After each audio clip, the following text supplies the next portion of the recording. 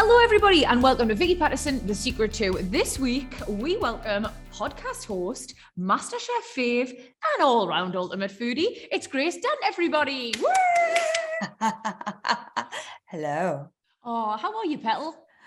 Oh, do you want the real answer? The real answer is I'm in a tiz with about 1,000 things on a things to do list. Oh. And the fake answer with a big smile on my face is that everything's amazing. And I'm just loving, I'm writing my gratitude list and manifesting just loving your best life in that. Oh, yeah, fuck off. Oh, God, exactly that. I mean, look, I do think that gratitude, without going straight down that hole right away, I do think gratitude helps. Yeah. I really do.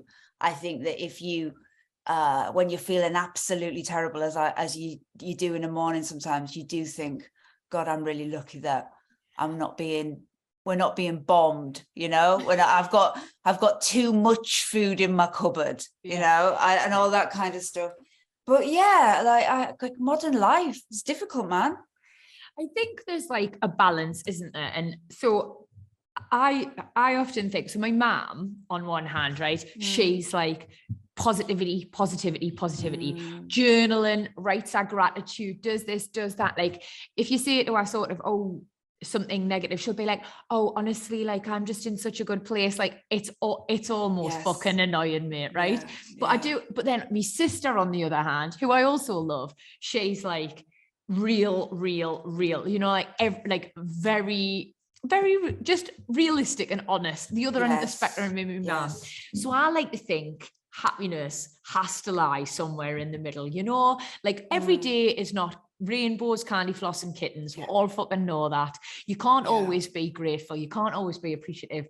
But then again, you know, like you say, we have got to sometimes accept that, you know, we are in quite a fortunate position. So I like to think if we can just strike that balance in the middle, we'll probably be all right. You know, the thing is that people don't realize about happiness, though, is that it's not, happiness isn't a destination that you get into. And even if you do get to it, happiness is a very fleeting thing. It might happen 2 or 3 times in a day. Yeah. But in the moment that it's happening, happiness can be, you're walking down the street and suddenly some amazing music, your favorite song comes on shuffle, and you just see a beautiful rose bush and you're like, oh, I love my life. Dreamy.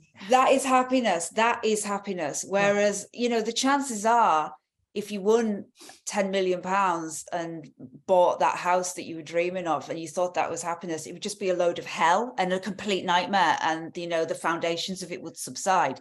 Happiness is tiny little bursts. And what you have to remember about happiness is happiness and sadness and happiness and sadness and happiness and sadness. It's impermanence. Yeah. So that happy, you're looking at a rose bush and you're listening to a song that reminds you of going to a festival when you were 25 or something.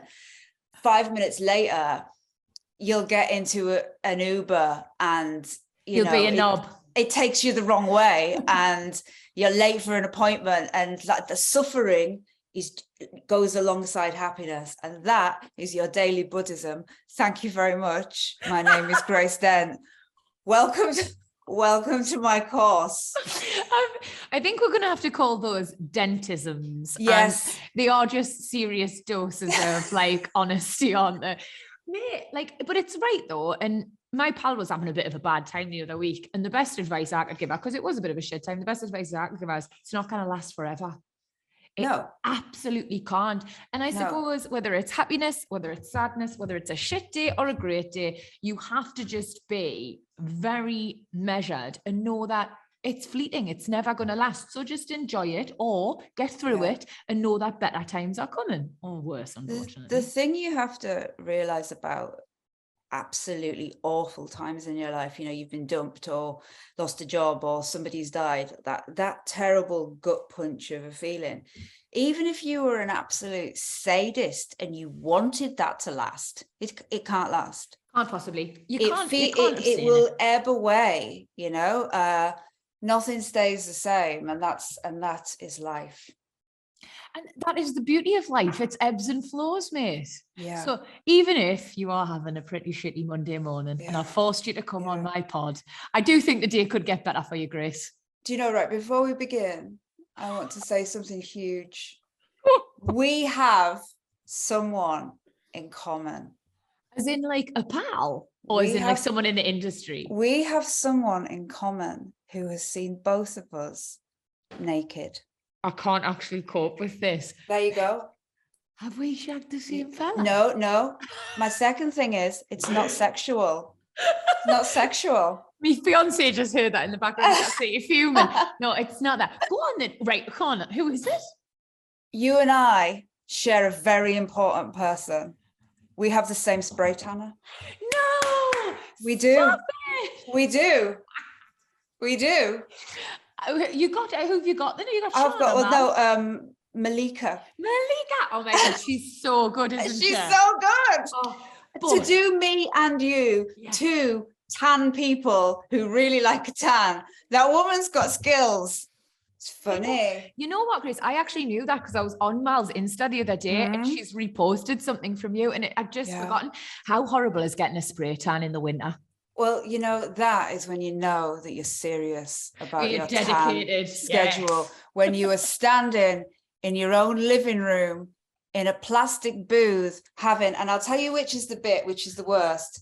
It's the undertake. It's that bit. Oh, it's that bit.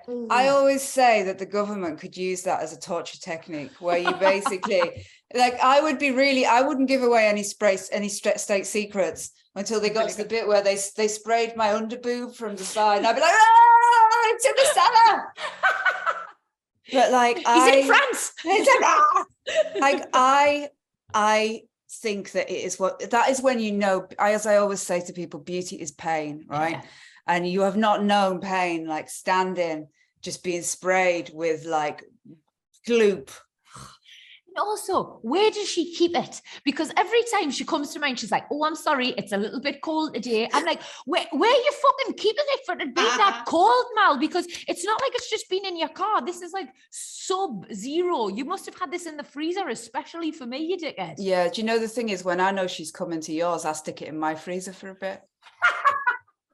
I'm like, do it. She's meant to be tough. Get it in the freezer. Honestly, girl, it's awful. I'm going to actually have to get her to come to mine tonight again because I've got to shoot tomorrow and I'm already dreading it. How bad's that? How like first world problems is that? You know, when you love your spray tanner and when you started to know her well, when she picks your boobs up without mentioning it, she doesn't say, can I just do under? She just howks them up and sprays them. And that's why I love her. Have I said too much? No. My so obviously I'm not so much a prude, like I'll talk about anything, but it's like I didn't grow up in a naked house, you know. We very much grew up in a house where you got in the bath and you got out the bath and you dried yourself and then you put your pajamas on, then you came out the bathroom, you know, like these houses where people just wander around in states of undress have always made me a little bit uncomfortable. It's very middle class. It's very bohemian. It's like, oh, look, Tristram's naked again. Well, he shouldn't be. Oh, Epiphany, could you just go and grab this? No, fucking put some clothes on first, you posh twat. It's just like, no. You know, when you go to the gym and there's always those posh girls that come out of, and they go to their locker, they take absolutely everything off, butt naked. Yeah. They walk slowly and with a sense of purpose to the shower. They shower and then they come back nude. And then they stand beside you. And then I've seen somebody go over to the hand dryer and dry their pubes. No, you haven't. I have. Oh, I'm like, this is exactly Octavia, too far. Too far. My favourite is when they put their hair in the towel and stand there totally naked. I'm like, so you do know how to use a towel then, you prick. You just want her to look. You just standing there. Yeah, I'm exactly like you. Yeah. I'm respectful of, I'm like that on the beach though. Yeah. I've never been one of those, Oh, I'm on holiday. Oh, like literally got your top off as you're coming down the plane steps. Well, hey, don't they do it like this? And chucking your hoodie to the Ryanair host. See you later. I won't be needing that, mate.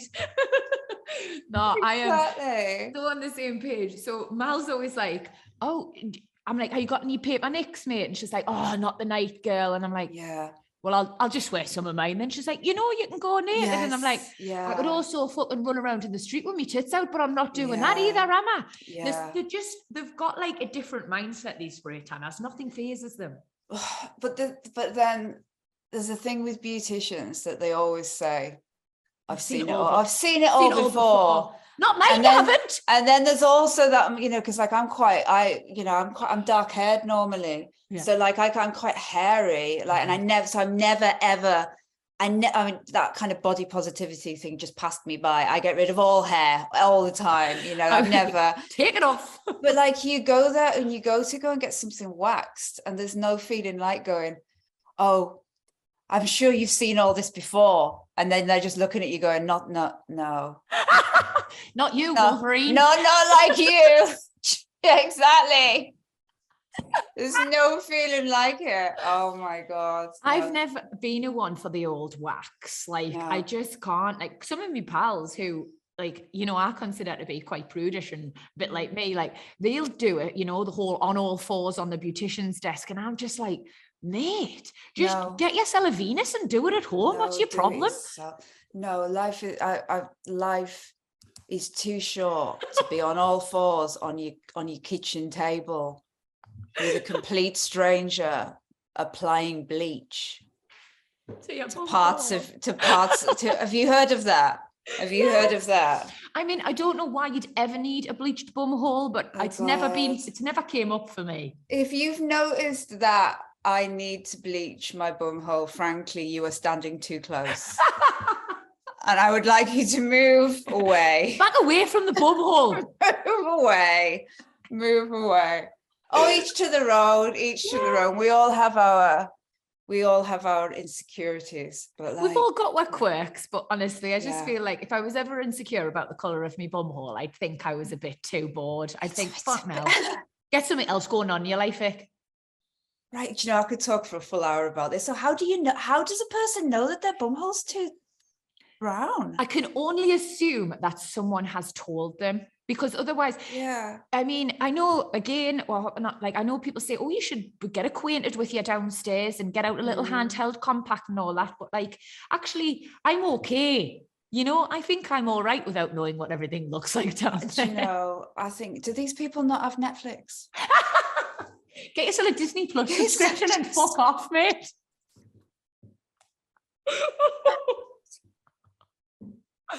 Again, this is bohemian people.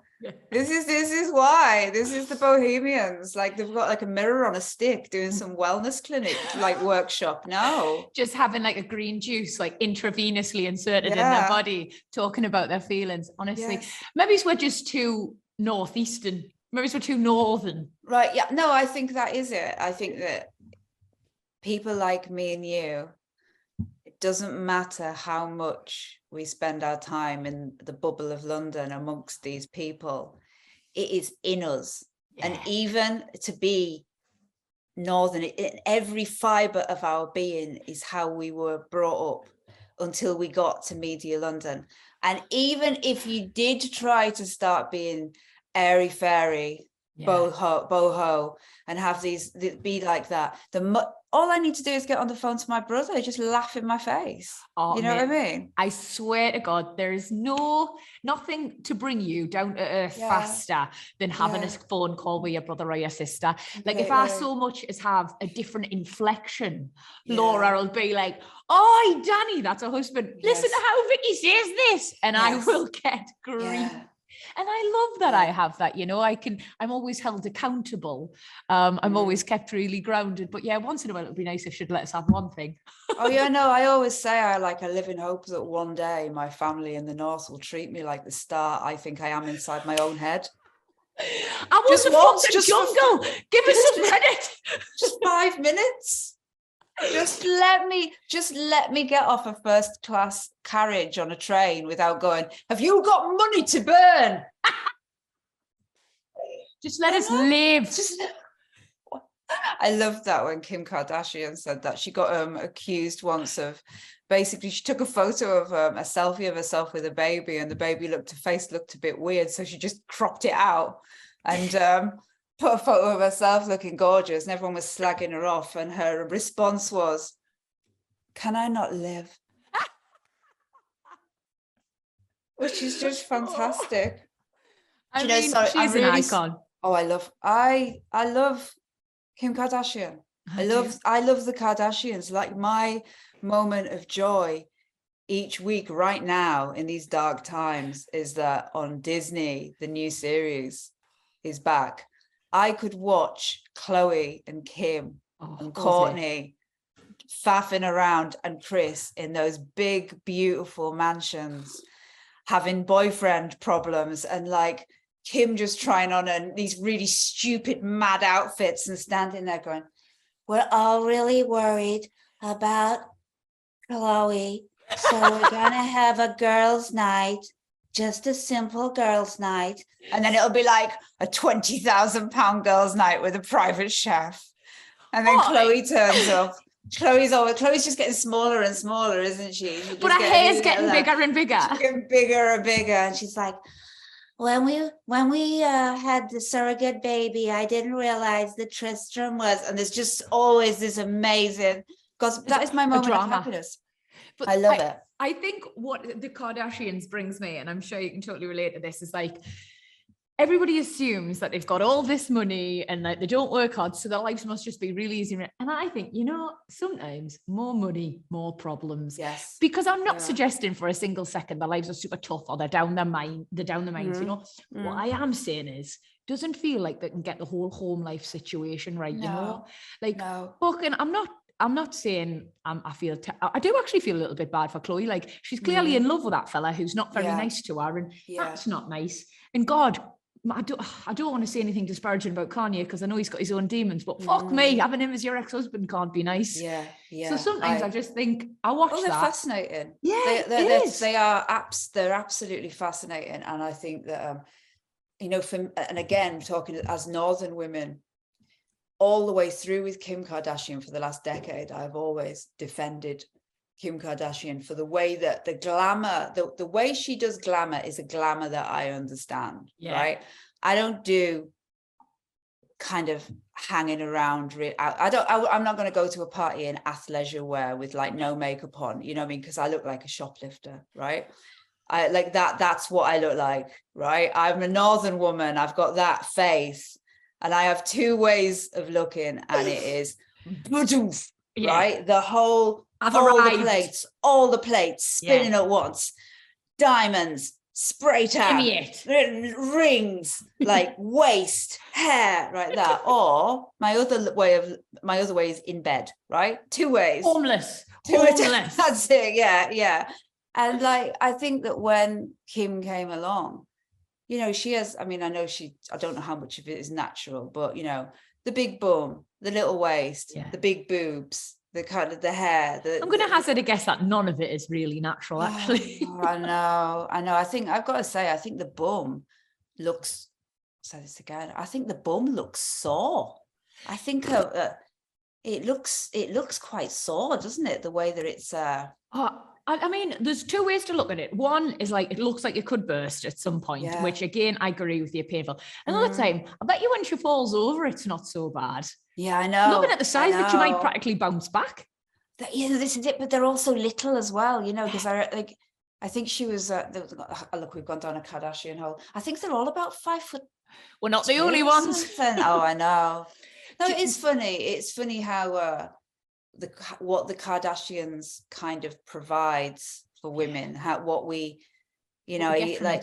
because it's a bit like, I don't know if you have ever watched that show Succession on Sky Atlantic, and that these shows really what they're about is, it's drama, is look at all this money, but look at Does it make you happy? It doesn't, Nah. you know, it's like there's a misery about it, like a daily, from the moment they wake up in the morning, they look at their phones and then it's just misery, you know, it's like pure kind of, they're in the headlines, someone's trying to take money off them, trying to say, ugh.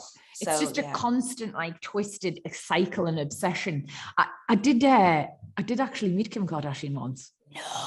Yeah, it was not a very good story. I feel like I must manage your expectations early doors there, Grace. We were presenting an award at the European Music Awards in Frankfurt.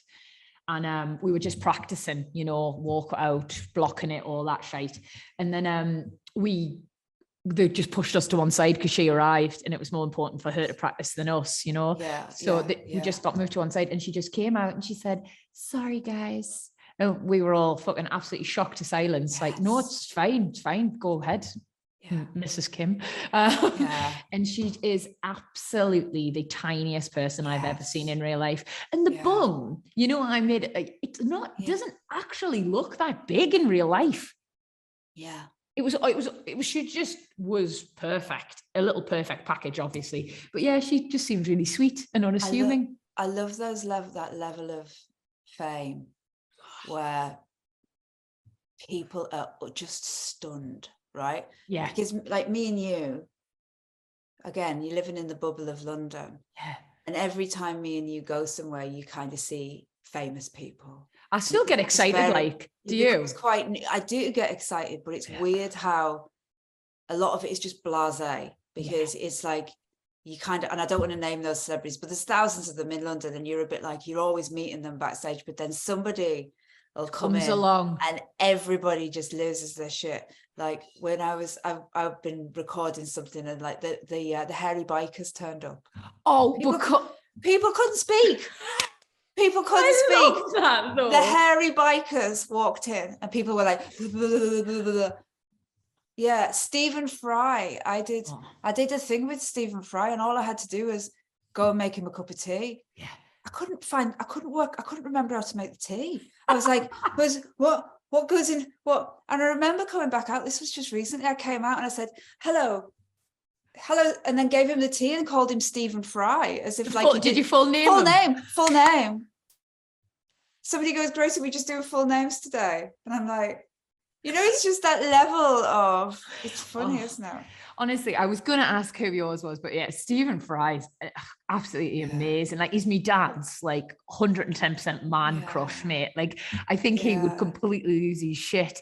But yeah, I think every so often, I mean, I'm always impressed. I don't think I'll ever stop being like, you know, even when I go on this morning still, and I must have done it like 50 times or something, I still get like sweaty hands, like I'm about to sit next to Holly Willoughby. Like I get a little buzz. But no, mate, I think me big one, Kim, stunned with the silence. Helen Mirren, I lost my head over. Oh my God. Yeah. Really lost my head over. To the point where like ex-SES security guards had to step in. It was really awkward. I went to the ABBA, you know, the ABBA revival thing that they're doing, the holograms, which is very good. Yeah, I don't understand that, but like I'm impressed. Have you been? No. It's really good. Oh, is it amazing? Great. Yeah, it's incredible. It's amazing. I'm about to say something that makes me sound really old, but the things they're doing with technology these days. Oh, I tell you. I don't understand. Miracle, mate. Oh, ABBA? Go on, what happened? Oh, I was going to say, I went to ABBA and I sat down in my seat and then ABBA walked in. What, like fucking not holograms, the real deal? No, because it was the launch night and ABBA trundled in. They were like, obviously they're old people now. And they came in and just like trundled past and sat down in a row of seats right near to us. And honestly, I always say this, when someone really, really, really famous comes into the room and you're trying to be cool, but all you do is you've got full Mr. Bean eyes because you're like this. Like that.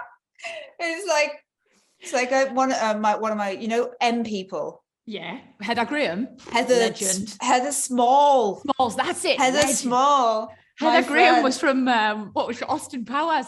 Austin Powers.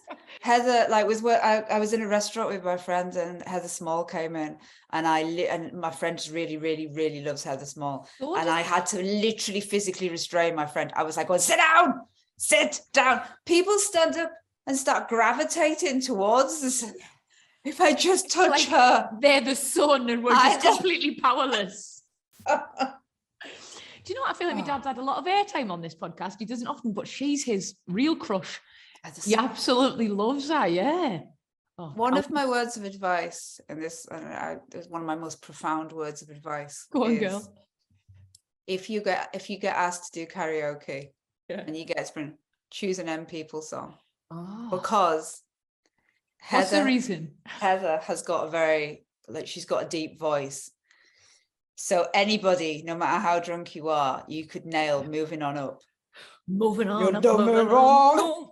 Your time is up. Yeah, everyone could do it. That's actually solid advice. Solid advice. Search for the hero inside yourself. There you go. This is absolutely my childhood. So I grew up in quite a fun, albeit very drunken household, but it was fun at times. And my complete childhood is my mum and dad belting things like M People, things like who was the other one? Mick Hucknall. What, it was Simply Red. Yeah, that was it. Honestly, that is. Look, my childhood. Simply Red are incredible. Very, very, very.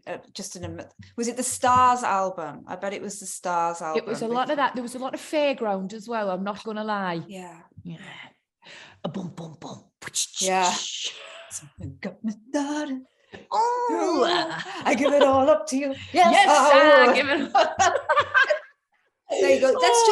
Let's make the whole of the podcast just me and you making our way through. I want to fall from the stars. Oh mate, we're gonna have to have a break. It's end of part one. Yeah. I promise when we'll come back in part two, we'll maybe talk about food. Should we talk about food a little? Let's talk about food. Just a little bit. All right.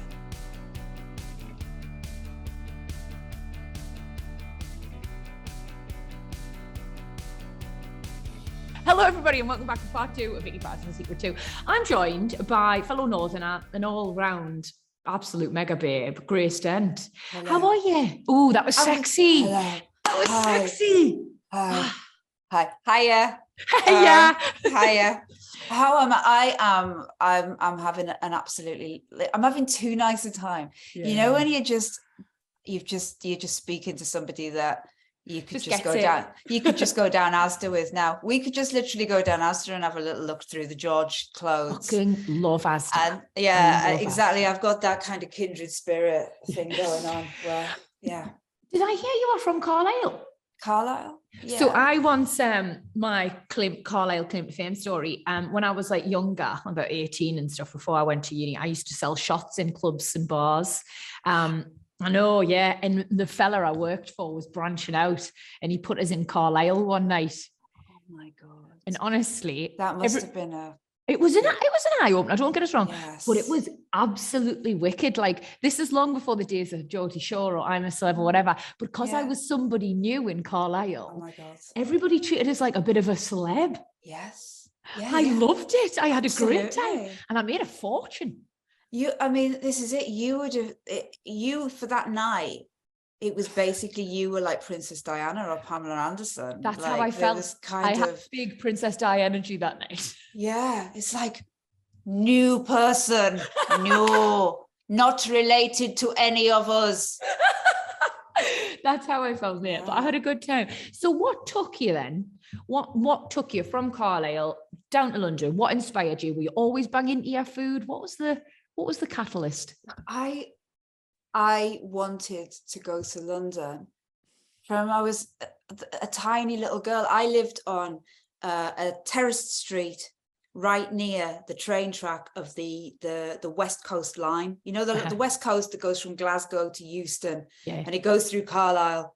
And I lived really near the train track. So, you know, when we were out having one of those childhoods where you're just playing in fields and, you know, in allotments, and having a very wholesome time. One of the, well, as wholesome as it got for Generation X, to be honest. Spent a lot of time just basically like out of your parents. Smoking and getting fingered. Smokers, exactly. So smoking fags and everything else you got up to when you were a child. And yeah, I remember being down by the train tracks thinking, I'm going. I am going. And for me, it wasn't. I mean, I'm not from an academic house. Nobody went to uni. Nobody had careers really. But I loved watching telly. I loved pop music. We're talking about the 70s and the 80s. And I just used to watch telly and think, oh, I want to be glamorous. I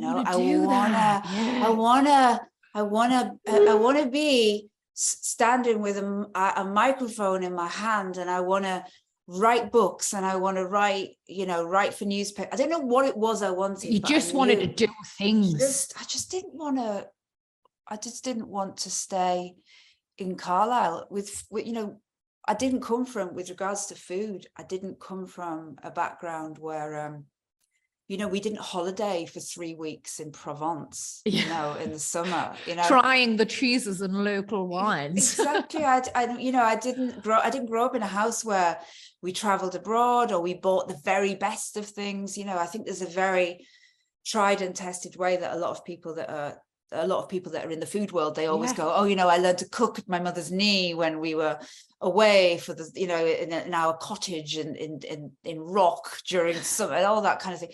Not to dog these people down, but I didn't have that at all. I grew up for the first 10, 12 years of my life. I think what we ate was mince, same brown. Exactly. The things my mom could do with mince, mate, every night of the week. I loved it. Exactly. And the reason I ended up being like a food person was I got down to London in 96, started working in newspapers and magazines. I've worked in newspapers and magazines for so bloody long that a lot of people kind of remember me from years and years and years and years ago, and remember me before food.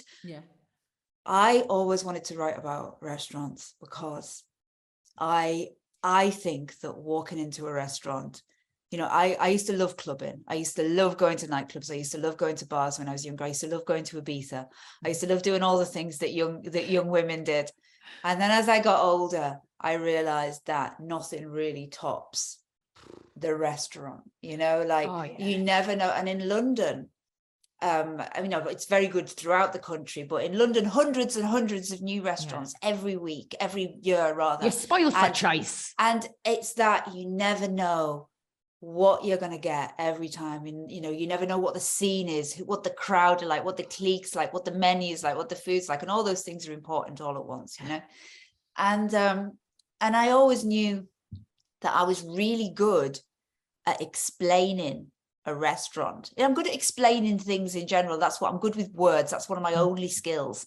But with a restaurant, people would say on a Monday morning, they'd say, have you been to insert name of really hot new place? And I go, yeah. And they'd go, what's it really like? I'd be like, pull up a chair, right? This is what it's like. And they had the audacity to blah, blah, blah, and I would tell this story. And I always thought I could do that, but to be a restaurant critic, it's a really difficult job to get because everybody wants it.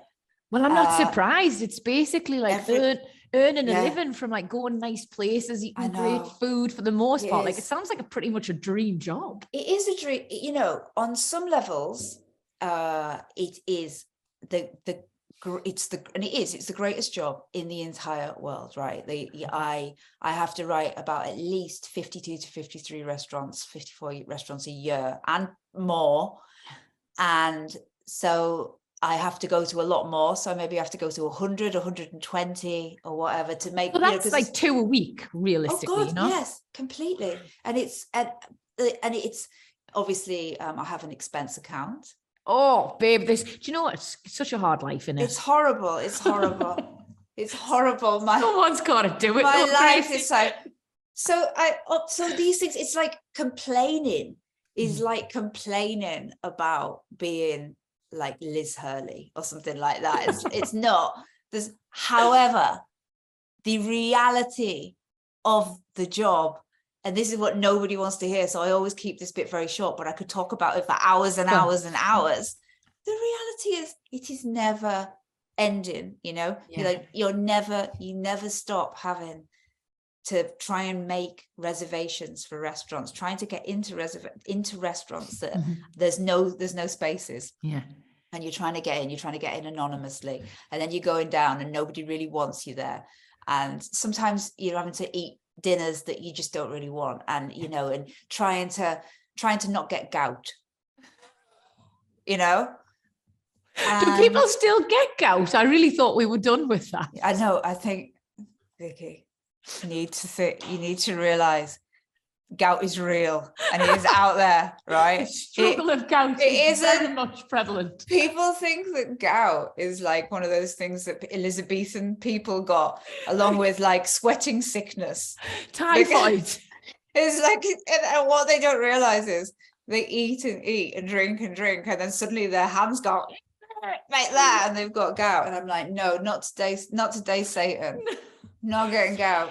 But it's like anything. And I know I'm sort of obviously on the outside looking in, like the job of a restaurant critic sounds incredibly glamorous, sounds amazing. It doesn't sound like work, but actually, regardless of whatever your job is, no matter how much you love it, if you do something enough, it is still work, isn't it? Yeah. Oh God, look, like, 60 times a year or something at 5 a.m. in the morning, I sit up in bed with a pint of gold blend coffee and a blank Word document and think, oh my God, I've got to find like 800-900 words about eating pasta in a room that was mainly white again. So, and the groundbreaking, exactly, and I need to do it in such a manner that is still engaging, because I need to keep that job. If I start just being boring and dull and nobody wants to come and read it, they'll soon replace me with somebody younger and cheaper who are like, that's life, and that is life. That is literally, all my ex-boyfriends have done. Oh, exactly. Darling, I hear you. Whatever job you've got is a job, and it's like you must have had 1,000 people come up to you and say about any of the TV shows you've been on, oh, I bet that was just really good fun all the time. All you did was just walk to wherever you were going to go, and they filmed you and they put it on telly, and you're like, no, it was like hours and hours and hours and hours and hours of hell, and just, but I think with being a restaurant critic, it's I think one of the main things is having to say unpopular things, which wears on you, and it's like, and walking into rooms all the time where you start to know. I mean, I was out on Saturday night at a restaurant, and we'd ordered kind of too much food, because when it came, I realized some of the plates were much bigger than I imagined, and I didn't, and I think now, like, from a gout perspective, there's no prizes for finishing the food. I don't like food waste. I like to take people with me that properly eat. But there's no prizes from going, and I just stopped eating, because I'd eaten a bit of everything, and then I started leaving it for everyone else, and I could just see the chef. Oh, his little heart. Yeah, and it's things like that. It kind of ruins your evening, because that his evening's ruined. Yes. So Grace, I'm like a highly sensitive person, but I'm also like a people pleaser as well. Like, quite frankly, I know I could never do your job, because nobody would believe me reviews, because I would just be like, it was amazing again. Like, I had a great time. You must go. And actually, there'd be a part of us that meant that, I'm very easily pleased when it comes to Scran. I couldn't do it. But like, the other part of us would just be so worried I'd upset someone. So I don't envy you that, mate. Have you ever, and I hope I'm not like compromising your integrity here, but have you ever felt like you liked a restaurant, or you liked a chef, or you liked them so much that you've lied a bit? Yeah, I mean, look, you definitely, it's really hard to go in all guns blazing on, and it's not just when you like them, on any chef really. It's really difficult because the restaurant is their baby. Of course. And the staff are a lot of the time they're vulnerable people who have put a lot of work in. So to go in and be pointlessly cruel is just shitty. There's no point. What I do find is I've got a certain way of writing a review where you have been kind of damned with faint praise, right? So you can kind of tell. That's clever. Yeah, I don't look. Also, though, some places are just abysmal, and I do not mind at all giving them an absolute kicking. I just don't care, because if you go somewhere and you get there, and I always say there's a kind of a category of restaurant that just isn't even a restaurant. It's just not even working. You know, you get there and there's nobody waiting to seat you, and then you sit down and then they ignore you, and then they don't want to serve you, and then they bring food that's just not really good. And you're drag them. It's just like, and then at the end they're like, you fight to pay the bill, and then they charge you £95, and you're like, for the privilege of being ignored for an hour. And it's like, that to me is just like an absolutely kind of clean assassination. But with someone that sense, I love, it's like somebody when they're really good and it's just not quite there. It's a bloody roller coaster doing what I do. It's but I love it, but it takes its toll. I honestly can totally say that. And like I say, I couldn't swap jobs with you, mate. I haven't got it in us. But then next question, right? Have you ever wrote something and someone's been offended and they've come for you? Oh, look, all the time. I don't. It's like people. Of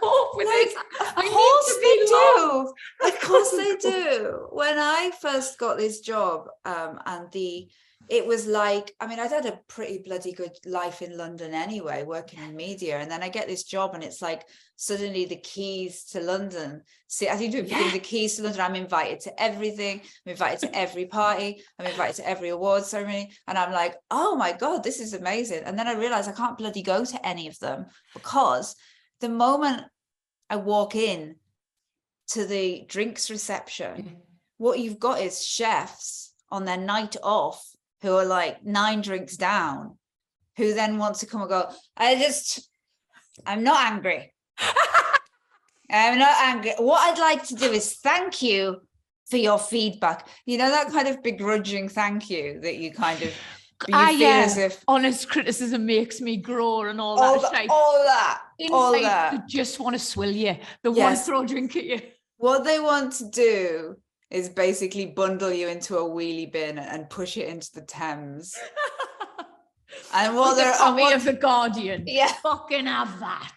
And what they're saying is, thank you so much. I just want you to know that we got all of those uncomfortable seats that you didn't like, and we put them all in a skip.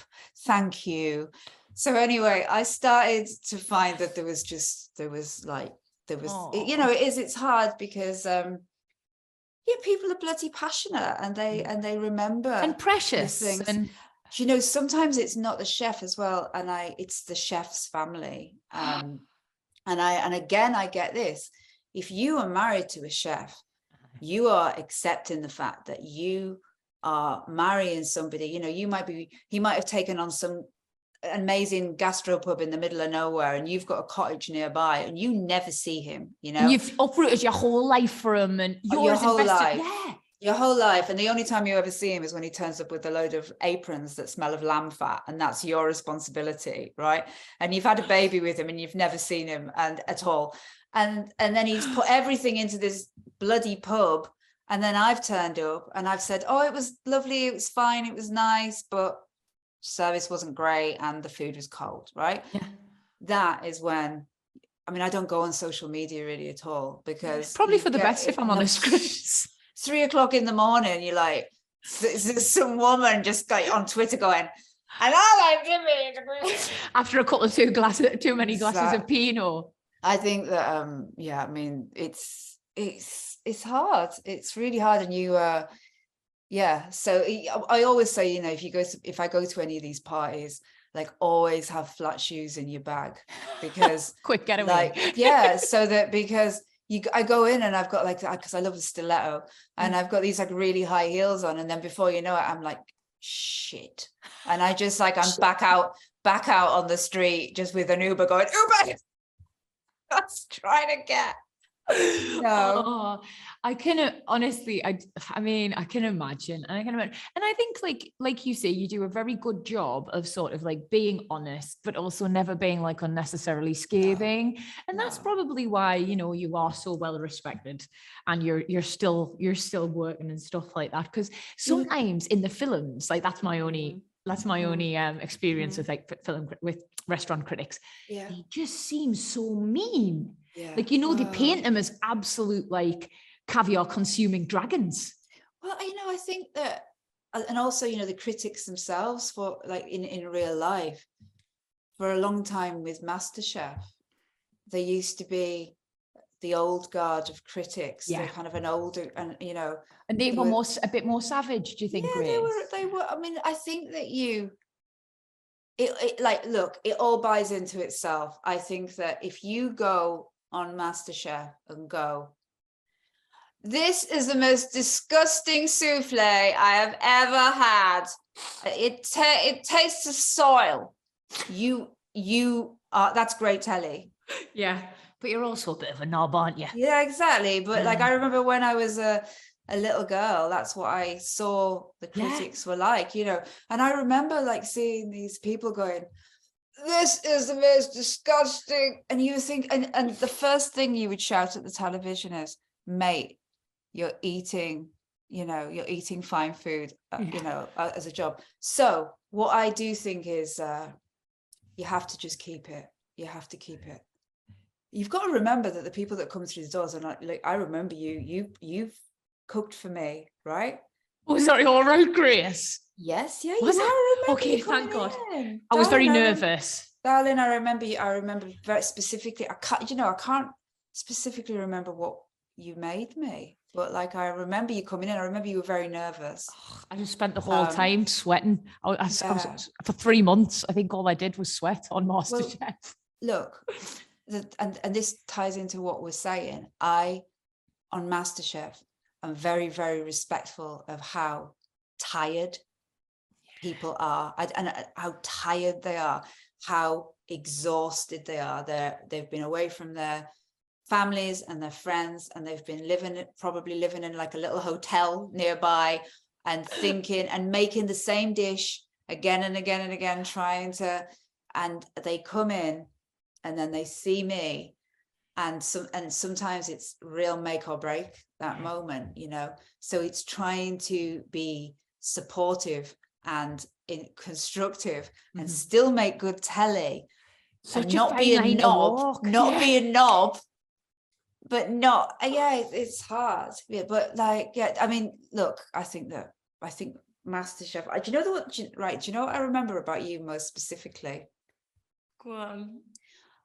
They keep me away from the contestants, so you never see me and I never see you. Right. Every time I walk somewhere, they go, Grace Dent is walking, right? And they get everyone out of the way if I want to go for a pee or something, to preserve that kind of tension.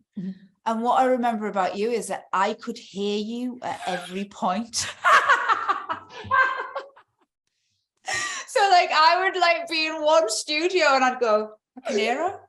That's Vicky Pattison. You were like that. I was like, is she all right? What are you doing to her? No, to answer the question, Grace, I was not all right. John and Greg just had this like permanent joke that I was like a fucking headless chicken. And no matter how long throughout the process, they really wanted this story arc where like Vicky eventually found like real calm and comfort in the kitchen, and it became a solace. I never found it. I still flap, even if I just do like a spaghetti bolognese from a Year can. I burn myself. I'm always going to be chaos in the kitchen, but I did grow to absolutely love it. Like I became at one with my chaos, so to speak. But that doesn't surprise us. You were completely memorable. Oh. And there's so many people that are on there that I have, like, they come up to me and they go, I cooked for you. And I think, no idea. Sorry, literally no idea. Never. I can't remember you, because they were obviously so quiet, and they came in and there was somebody off EastEnders or whatever, and they bought me a souffle and that was it. The human equivalent of pasta in a white room. Yeah. Oh mate, I know you're busy and you've got loads of places to be, but when I said you were coming on me pod, I had some really excited people on my Instagram, and I'd be doing them a disservice if I didn't ask their questions. So I've got a couple of quick ones from them, if you don't mind. Right.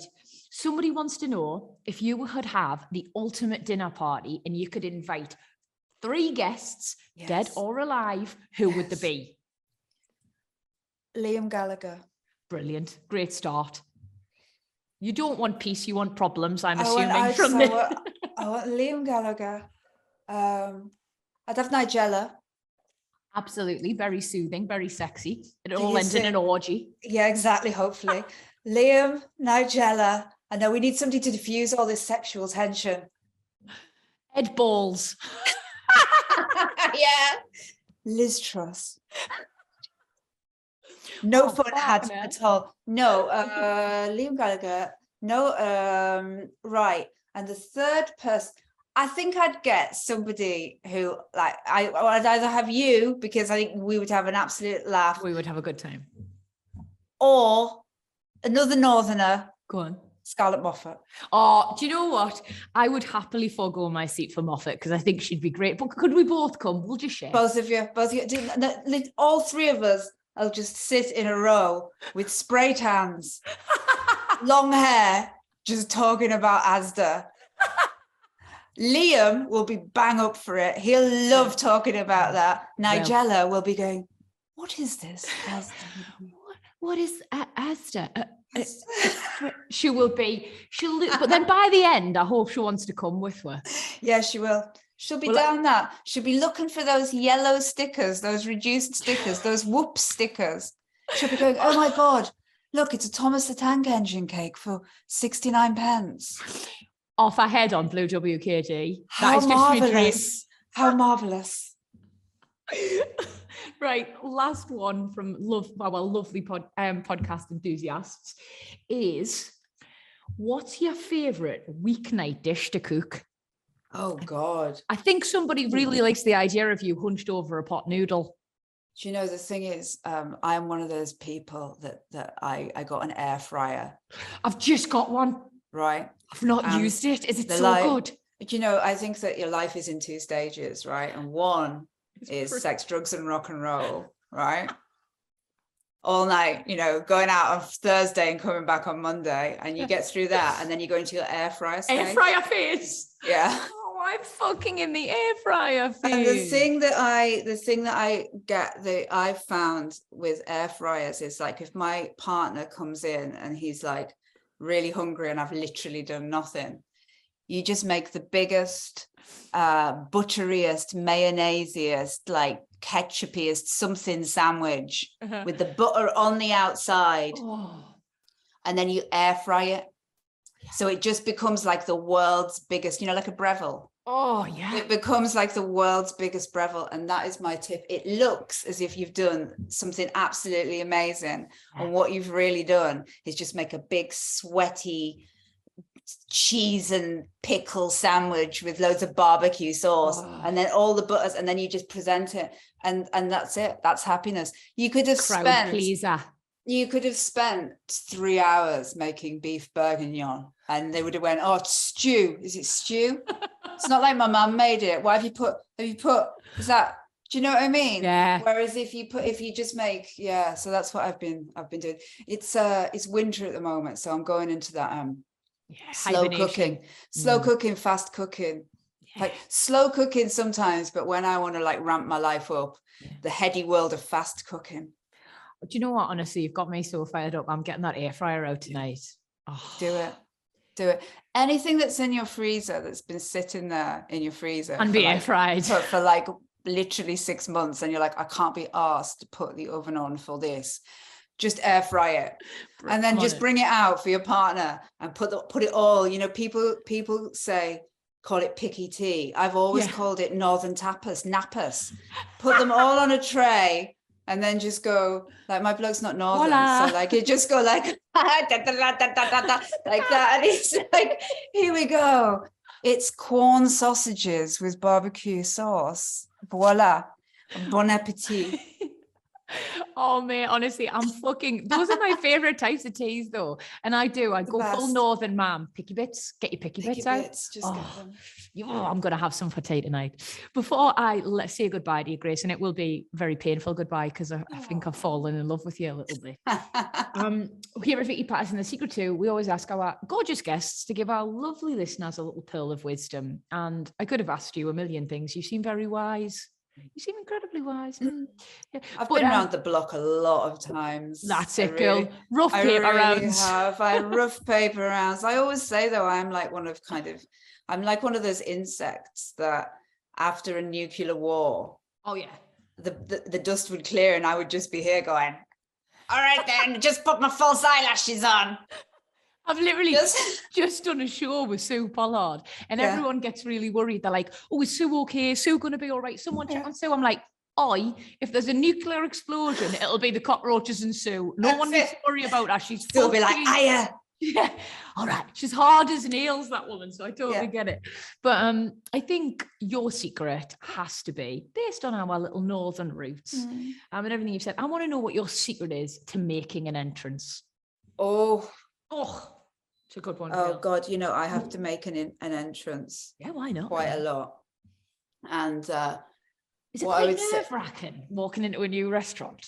Yeah. Oh God, it's all, I mean, look, it's completely because there's that moment where all heads swivel. Yeah, and then things go quiet. But not just in a restaurant, you know, sometimes to go to like an award ceremony or, you know, some kind of launch or a party or whatever.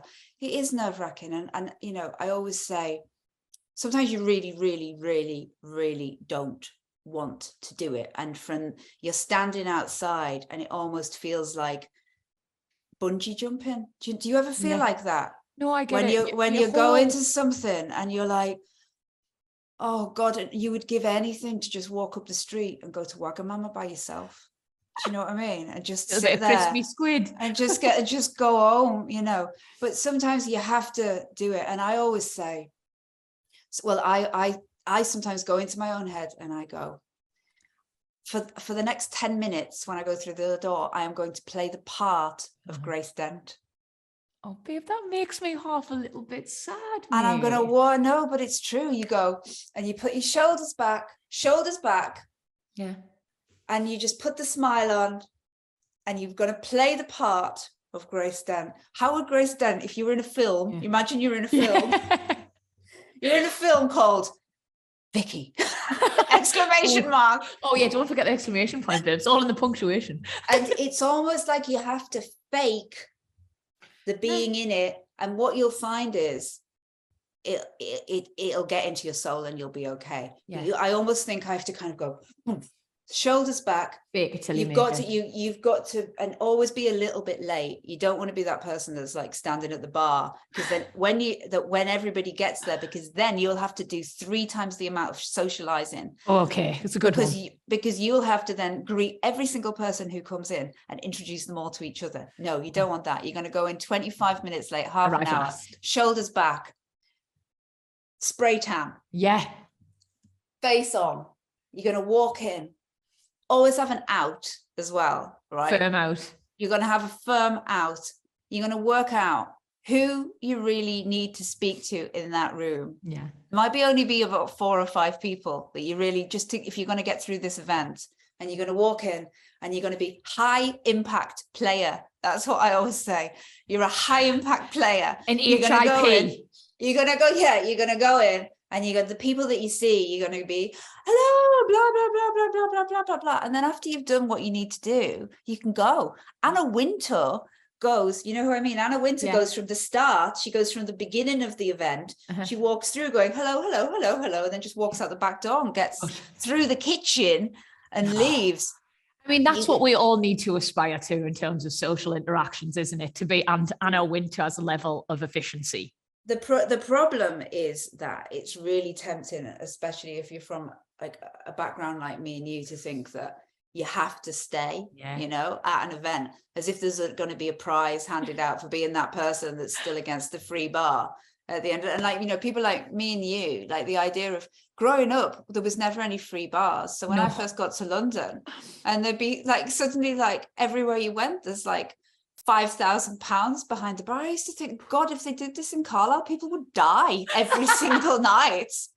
Somebody would be like, yeah, whatever.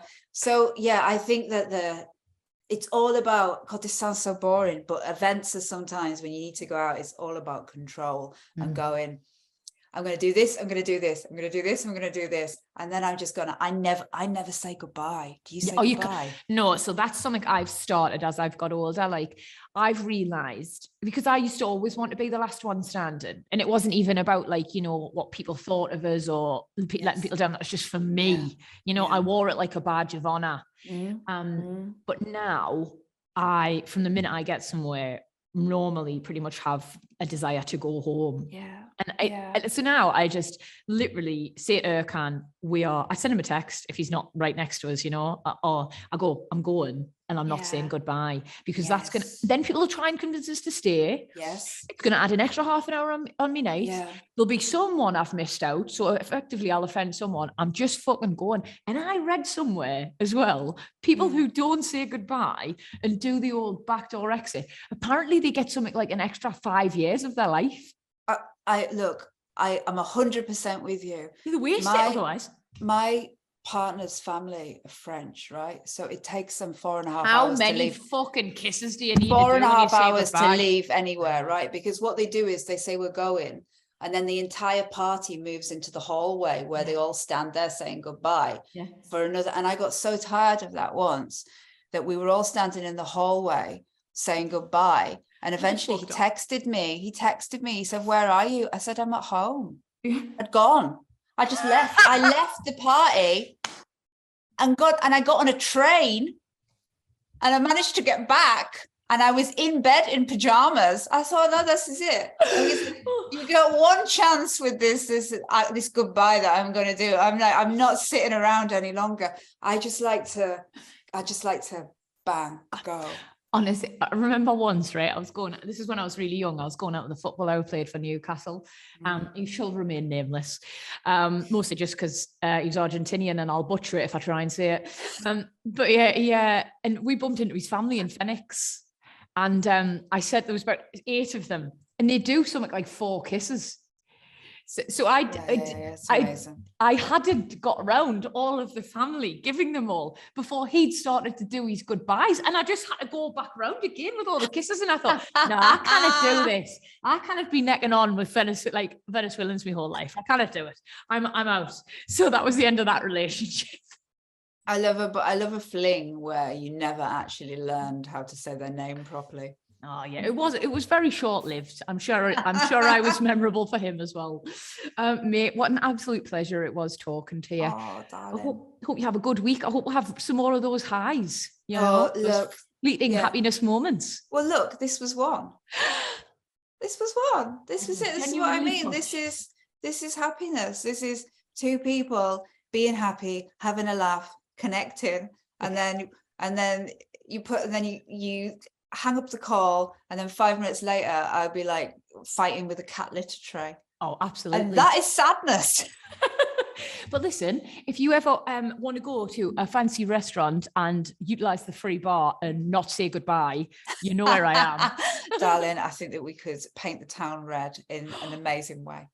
Also, I'm also available if you want to do air fryer recipes too. Air fryer, honestly, you've got my number.